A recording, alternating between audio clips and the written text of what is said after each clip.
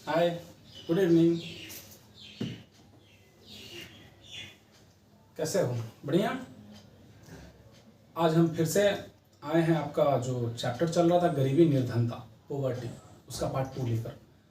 I hope part 1 में आपने पढ़ा गरीबी क्या है, उसके 2 प्रकार, गरीबी का दुष्चक्र, फिर उसके बाद आपने पढ़ा निर्धनता सूचक, फिर उसके बाद पढ़ा निषेध, और उसके बाद लास्ट में पढ़ा गरीबी रेखा।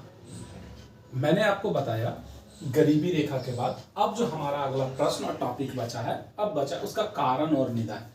क्या कारण है कि हमारे देश, हमारे राज्य, हमारे गांव, हमारे शहर में इतनी गरीबी है, और अगर है तो वो कैसे हटे। तो देखते हैं, हम उसके उत्तर को देखते हुए और समझते हुए चलेंगे।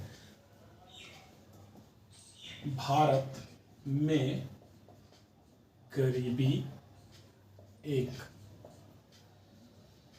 जटिल और महत्वपूर्ण समस्या है, जिसके निम्नलिखित कारण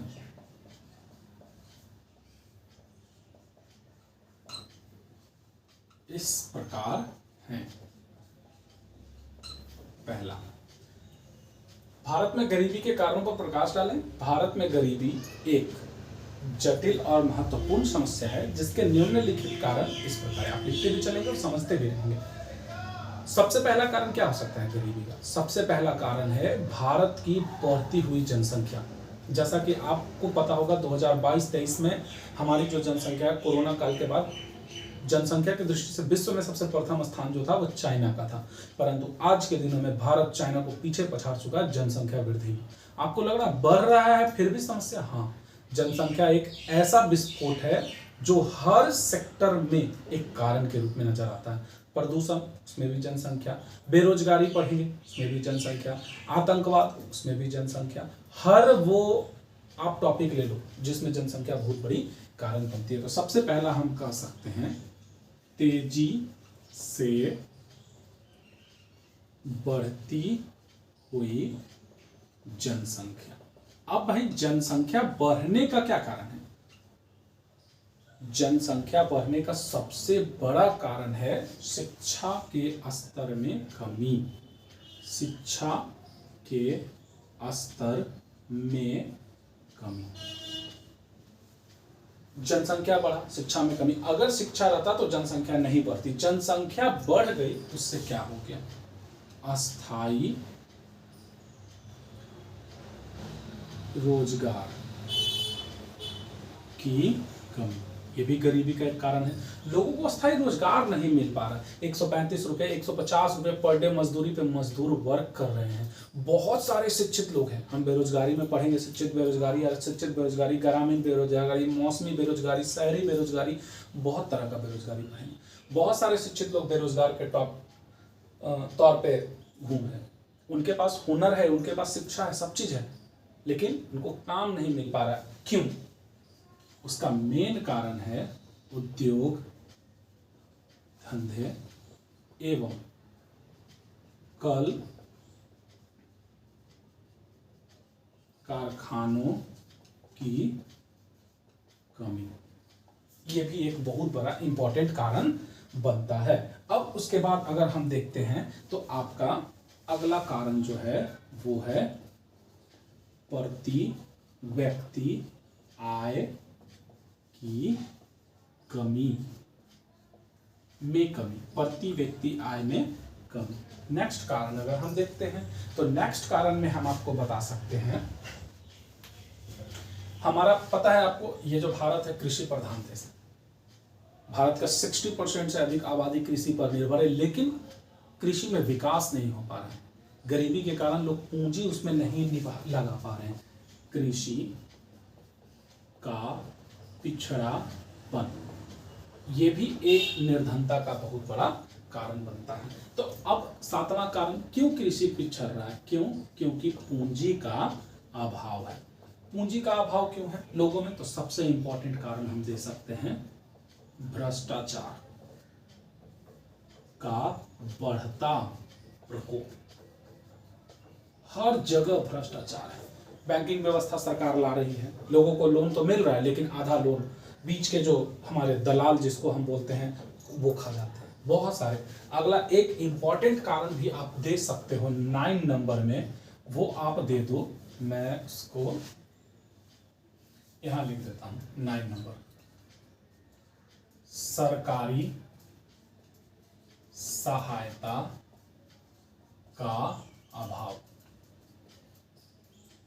सरकारी सहायता का अभाव है जिसके कारण भी गरीबी बढ़ते जा रही है। तो आपका प्रश्न है भारत में गरीबी के कारणों पर प्रकाश डालें, तो हम कह सकते हैं कि भारत क्या हर जगह, हर वो देश जहां गरीबी है एक बहुत जटिल और महत्वपूर्ण समस्या, इससे उभरना बहुत जरूरी है, क्योंकि ये उभरेगा नहीं तो हमारे देश की आर्थिक स्थिति ठीक नहीं होगी, हमारे देश की आर्थिक स्थिति ठीक नहीं होगी तो फिर हमारा देश ग्रोथ नहीं कर पाएगा। तो इसकी सबसे बड़ी समस्या में मैंने बताया आपको जनसंख्या वृद्धि इतनी विस्फोटक और बहुत महत्वपूर्ण समस्या है जो कि हर क्षेत्र में व्यापक है। दूसरा, जनसंख्या वृद्धि के बाद मैं बताऊं शिक्षा के स्तर में कमी, उच्चतर शिक्षा की बहुत कमी। हमारे आसपास सभी जगह सरकारी विद्यालय उपस्थित हैं, परंतु उसमें सरकार बहुत तरह की व्यवस्थाएं की हैं, लेकिन जो लोग हैं भ्रष्ट, वो उसका सही ढंग से क्रियान्वयन नहीं करे और कहीं ना कहीं हमारे बच्चे भी जिम्मेवार हैं जो ढंग से पढ़ना नहीं चाहते हैं। तो एक कारण ये हो गया। तीसरा कारण है अस्थायी रोजगार की कमी। अस्थायी रोजगार का रोजगार की ही कमी है। जब रोजगार है, कुछ दिन काम मिलता है, कुछ दिन मजदूर बैठ जाते हैं, कुछ दिन बरसात है तो गर्मी है तो ठंडी है तो काम नहीं है, तो आज इलेक्ट्रिसिटी नहीं है, बहुत सारा प्रॉब्लम उठती है।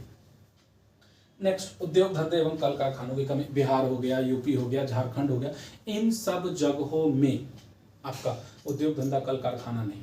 वही महाराष्ट्र ले लो, वहीं आप गुजरात ले लो, बहुत सारे कल कारखाने, उद्योग धंधे और मिल वगैरह हैं।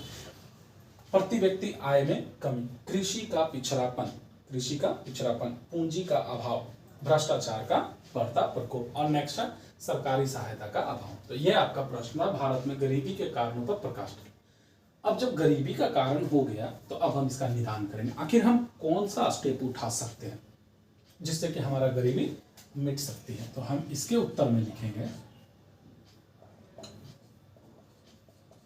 निर्धनता जैसी जटिल समस्या से निदान का निम्नलिखित उपाय इस प्रकार है। आप जितना कारण इसमें दिए हो उन सबों का आप क्या कर दो, पॉजिटिव बना दो, आपका कारण हो जाएगा, आप गरीबी से उबर सकते हो। सबसे पहला, हमने जो जनसंख्या बढ़ा रखी है, वृद्धि पर नियंत्रण, इस पे क्या करना होगा, नियंत्रण लाना होगा। नियंत्रण कैसे आएगा? सरकार द्वारा नीति लानी होगी। हमारे दो कई साल से है, लेकिन हम तो हमारे 4, 5, 6 इसके कारण होते हैं। तो जब जनसंख्या पे वृद्धि हो जाएगा तो सरकार को दूसरा स्टेप उठाना होगा, शिक्षा की गुणवत्ता में विकास। क्या करना होगा? शिक्षा में विकास, लोगों को स्कूल जाना होगा, शिक्षित होना होगा, उनको समझना होगा। अब उसके बाद ग्रामीण, शहरी, जिला और स्तर पर अस्थायी रोजगार की व्यवस्था, सरकार को इसकी व्यवस्था देनी होगी। वो कैसे होगा? तो अधिक संख्या में उद्योग एवं कल कारखानों का निर्माण। अगर हम ज़्यादा से ज़्यादा उद्योग धंधा, कल कारखाना या प्राइवेट सेक्टर में ही हम विकास करेंगे तो हमारा लोग रोजगार में जाएंगे और इससे हमारी गरीबी को मात मिल सकती है। 5वां कारण हम देख सकते हैं, उद्योग धंधा खोल के अब प्रति व्यक्ति, जब ये सारे चीज होने लगेंगे तो ऑटोमेटिक क्या होगा, प्रति व्यक्ति आय में वृद्धि हो जाएगी। प्रति व्यक्ति आय में वृद्धि। नेक्स्ट कारण हम देखते हैं, कृषि जो हमारा पिछड़ा हुआ है। सरकार हमारे यहाँ बहुत व्यवस्था कर रही है। डिजिटलाइजेशन हो गया, अब किसानों को हेल्प किया जा रहा है, उनको लोन वगैरह दिया जा रहा है। तो वही कृषि सेक्टर में, कृषि क्षेत्र में विकास करके 7 नंबर हम पूंजी का सृजन। 8वां विभिन्न सरकारी योजनाओं का सृजन तथा उसमें एक ही में हम कर देते हैं व्यापक भ्रष्टाचार पर प्रतिबंध। ये कारण हमारा बन सकता है गरीबी के निदान का। क्लियर है? हमारा नेक्स्ट प्रश्न था निर्धनता में निदान, निर्धनता के निदान के उपायों को लिखें। तो हम और भी कई तरह से आंसर को लिख सकते हैं और समझ सकते हैं। निर्धनता एक बहुत बड़ी जटिल समस्या है, वो शहर, ग्राम और देश लेवल पर भी व्यापक है। इसको उबरने के लिए निम्नलिखित कार्य अपनाए जा सकते हैं। जनसंख्या वृद्धि पर रोक लगाया जा सकता है, शिक्षा की गुणवत्ता में वृद्धि की जा सकती है, ग्रामीण, शहरी, जिला स्तर पर स्थायी रोजगार की व्यवस्था किया जा सकता है, अधिक संख्या में उद्योग एवं कल कारखानों का निर्माण किया जा सकता है, प्रति व्यक्ति आय में वृद्धि की जा सकती है, कृषि क्षेत्र में विकास किया जा सकता है और पूंजी का सृजन करके विभिन्न सरकारी योजनाओं का सृजन तथा उसमें व्यापक भ्रष्टाचार पर प्रतिबंध लगाना। चलो इसको नोट डाउन कीजिए।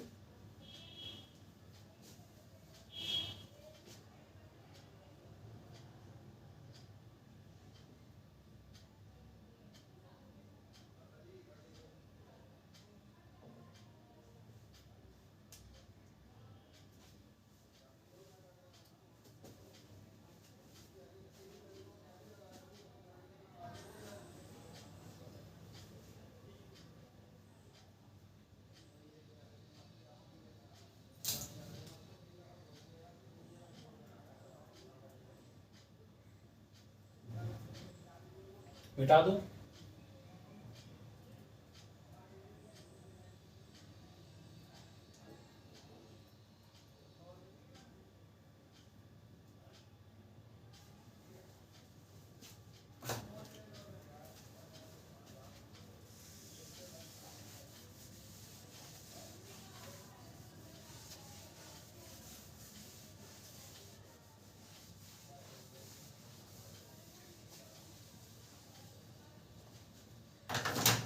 अब हमारा एक बहुत ही इंपॉर्टेंट प्रश्न है, प्रश्न संख्या 8। गरीबी उन्मूलन कार्यक्रम से क्या तात्पर्य है? इसमें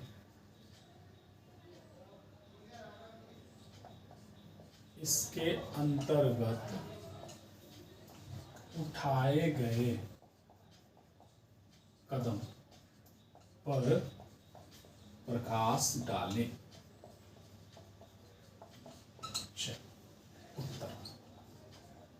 अब हम इस प्रश्न को देखेंगे।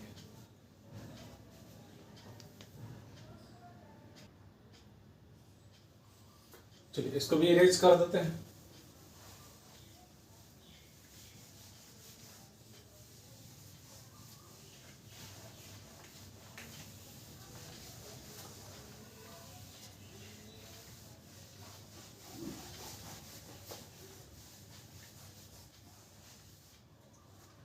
अब हमारा प्रश्न गरीबी उन्मूलन कार्यक्रम से क्या तात्पर्य है, इसके अंतर्गत उठाए गए कदम पे प्रकाश डाले। अब सबसे बड़ी चीज है कि ये गरीबी उन्मूलन कार्यक्रम है क्या। तो देखो, निर्धनता को दूर करने के लिए सरकारी एवं गैर सरकारी संस्थाओं द्वारा समयानुसार विभिन्न कल्याणकारी कार्यक्रमों का आयोजन किया जाता है, जिसे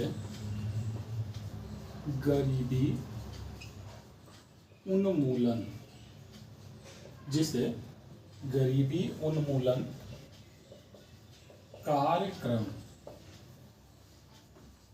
कहा जाता है, जो निम्नलिखित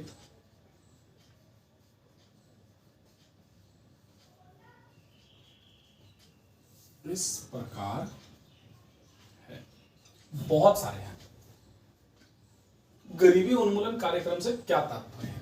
इसके अंतर्गत उठाए गए कदम पर प्रकाश डालें।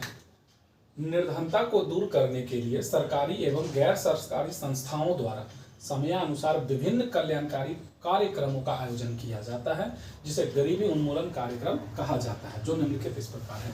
हम सबसे पहला चलते हैं काम के बदले अनाज योजना। काम के बदले अनाज क्या है?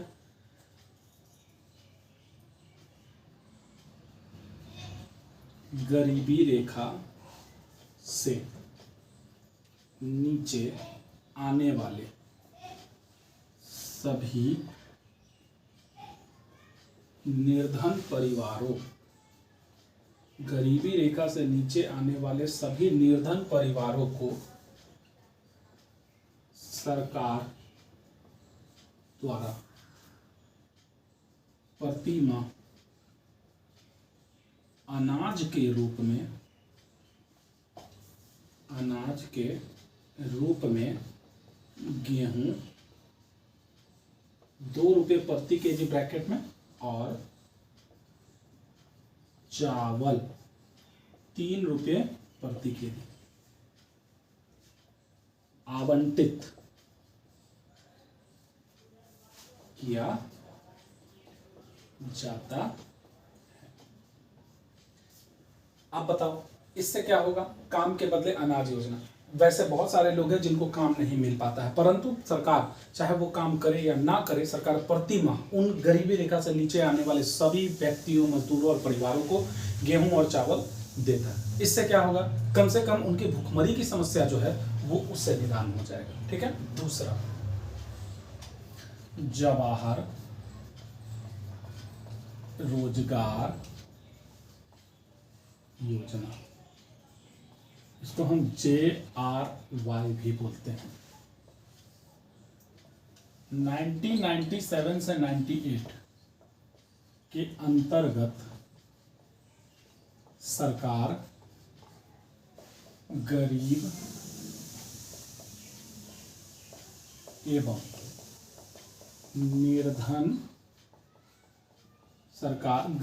एवं निर्धन परिवारों के लिए रोजगार का सृजन करती है। तीसरा, इंदिरा आवास योजना,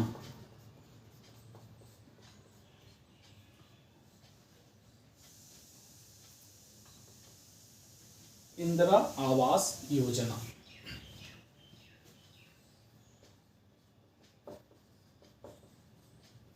इस योजना के अंतर्गत जिन गरीब और निर्धन परिवार के लोगों का आवास झोपड़ी एवं कच्चे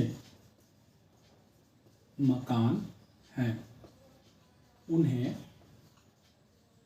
अर्ध पक्के मतलब पक्के मकान बनाने हेतु सरकारी सहयोग प्रदान किए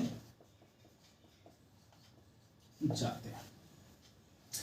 यह हुआ आपको इंदिरा आवास योजना। ठीक है, अगला इसको नोट कर लीजिए, उसके बाद और बताते हैं एक दो।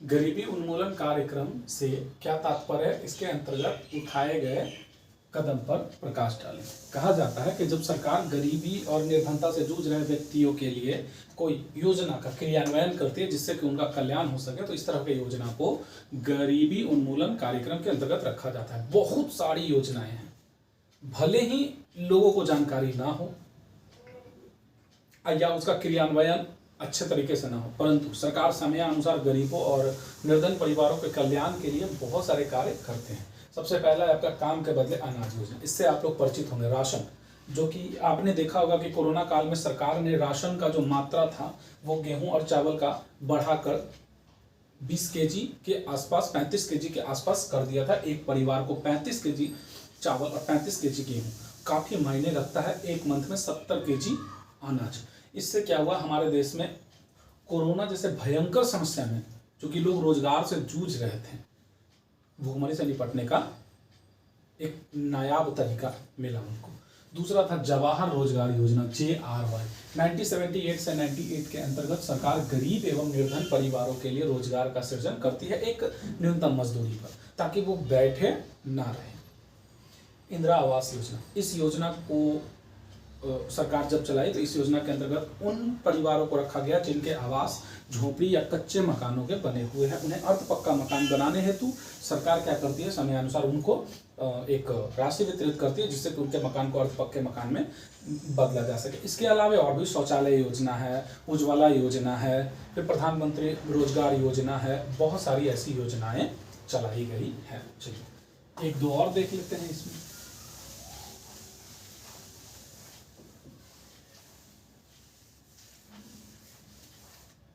चौथा 4 नंबर हम देखते हैं SHG, इसको बोलते हैं सेल्फ हेल्प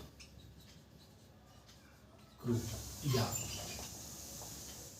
स्वयं सेवक समूह। ये क्या है? एक प्रकार का संगठन जो सरकार को गरीबी, बेरोजगारी, अशिक्षा, कुपोषण, महिला सशक्तिकरण, अंतर्राष्ट्रीय एवं राष्ट्रीय समस्या तथा चिकित्सा संबंधी समस्या आदि के लिए सरकार का ध्यान केंद्रित कर इनके कल्याण हेतु कार्य करती है। ये 3-4 कारण। आप इसके बाद पैराग्राफ चेंज करके लिख सकते हैं। इसके अतिरिक्त कई ऐसे और भी कार्यक्रम हैं जैसे प्रधानमंत्री गारंटी रोजगार योजना, प्रधानमंत्री उज्ज्वला योजना, शौचालय योजना,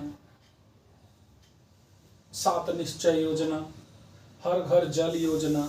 सरकार के द्वारा कई ऐसे योजनाओं के द्वारा गरीबी उन्मूलन कार्यक्रम चलाए जा रहे हैं जिससे कि उनकी स्थिति मजबूत हो सके।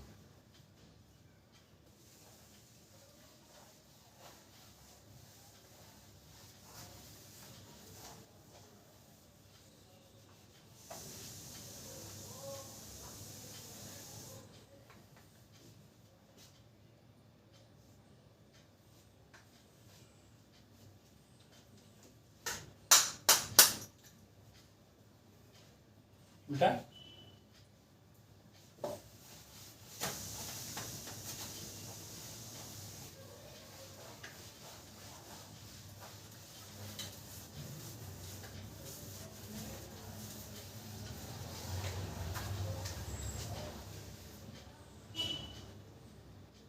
अब एक प्रश्न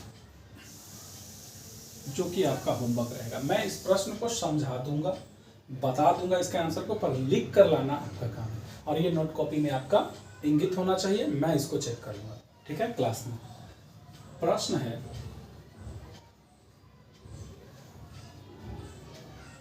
गरीबी उन्मूलन कार्यक्रम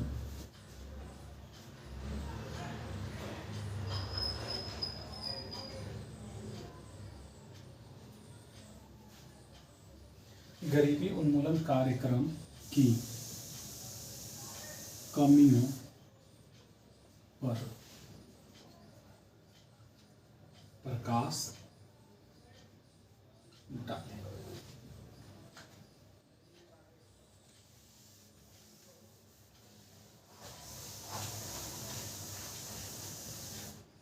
ये इस एक्सरसाइज का लास्ट प्रश्न है। प्रश्न है आपका, गरीबी उन्मूलन कार्यक्रम की कमियों पर प्रकाश डालें। गरीबी उन्मूलन कार्यक्रम की कमियों पर प्रकाश डालें, इसका मतलब है कि आखिर जो सरकार इतना सारा गरीबी उन्मूलन कार्यक्रम चला रहा है उसमें क्या कमी है, फिर भी क्यों लोग गरीब है। तो आपको लिखना है, कैसे लिखना है? निर्धनता भारत में उत्पन्न एक जटिल समस्या है जिसके निदान हेतु सरकार द्वारा विभिन्न प्रकार का कार्यक्रम चलाया जाता है जिसे हम गरीबी उन्मूलन कार्यक्रम के नाम से जानते हैं, जैसे काम के बदले अनाज योजना, इंदिरा आवास योजना, जवाहर रोजगार योजना, प्रधानमंत्री गारंटी रोजगार योजना, हर घर जल योजना, फिर उसके बाद है आपका उज्ज्वला योजना। तो इस तरह के कई योजनाओं को सरकार क्रियान्वित कर रही है, परंतु फिर भी इसमें कुछ कमियां रह जा रही है। तो इसका सबसे प्रमुख कमी क्या है कि सरकार तो इन योजनाओं का क्रियान्वयन कर रही है, पर सरकार की योजनाओं के क्रियान्वयन के बाद जो उनमें अधिकारी नियुक्त हैं वो अधिकारी भ्रष्टाचार और राजनीतिक हस्तक्षेप के कारण अपना कार्य सही से नहीं कर पाते। यानी इस कार्य में आवंटित जो राशि है, जो पैसा है, वो गरीबों तक पहुंचने से पहले ही क्या हो जाती है, समाप्त हो जाती है। और कोई इसका प्रशासनिक देख रेख नहीं है ताकि ये पता चल सके कि आखिर इतने सारे जो अमाउंट उसमें निर्धारित किया गया वो गया कहाँ। इतना सारा अमाउंट के बदले इतनी छोटी सी काम करके लोग दिखा देते हैं कि ये कार्य हो गया। दूसरा सबसे इंपॉर्टेंट कार्यक्रम है उन गरीबों और निर्धन लोगों का या जो लाभार्थी हैं उनका शिक्षा के स्तर में कमी। अगर वो शिक्षित होते हैं तो उनको इस योजना से रिलेटेड सभी चीज के बारे में पता होता, परंतु वो शिक्षित नहीं है, उनको लोग बुर्बक बना देते हैं और जिसके कारण वो लाभान्वित पूरी तरीके से नहीं हो पाते हैं। नेक्स्ट कारण है सरकार, अधिकारी और गरीबों के बीच में जो बिचौलिया, जिसको दलाल बोलते हैं, वो लोग का काम क्या है कि स्कीम के तहत आवंटित राशि में से उसका बहुत बड़ा हिस्सा वो खुद रख लेते हैं। क्यों? क्योंकि उन्होंने उनका कार्य करवाया। तो इस तरह की कई समस्याएं हैं जिसके कारण गरीबी उन्मूलन कार्यक्रम सफल नहीं हो पा रहा है सही तरीके से। तो ये आपका होमवर्क हो गया और ये होमवर्क कॉपी में नोट होना चाहिए। अगर आप बनाकर मेरे नंबर पे भी सेंड कर सकते हैं, मैं चेक कर दूंगा। अब उसके बाद हम चलेंगे जो हमारा अगला और लास्ट टॉपिक है, वो है वस्तुनिष्ठ प्रश्न। कुछ वस्तुनिष्ठ प्रश्न है इस चैप्टर से रिलेटेड, कुछ संक्षेपण है वर्ड का, उसके बारे में समझेंगे। तो मिटा दें, इसको नोट कर लीजिए।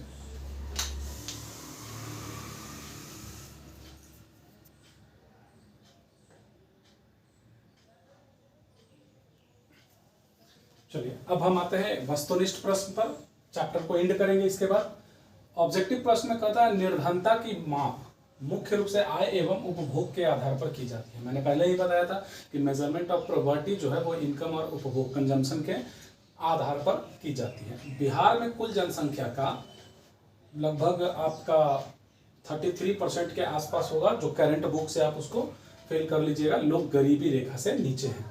न्यूनतम मजदूरी के रूप में सबसे ऊपर महाराष्ट्र का स्थान है, यानी सबसे अधिक न्यूनतम मजदूरी दर जो है वो महाराष्ट्र के लोगों को दिया जाता है। शहरी क्षेत्र के लोगों को प्रतिदिन 2100 कैलोरी और ग्रामीण क्षेत्र के लोगों को प्रतिदिन 2400 कैलोरी भोजन आवश्यक है, जो कि मैं बताया था, क्योंकि ग्रामीण क्षेत्र के लोग काफी ज्यादा मेहनती होते हैं।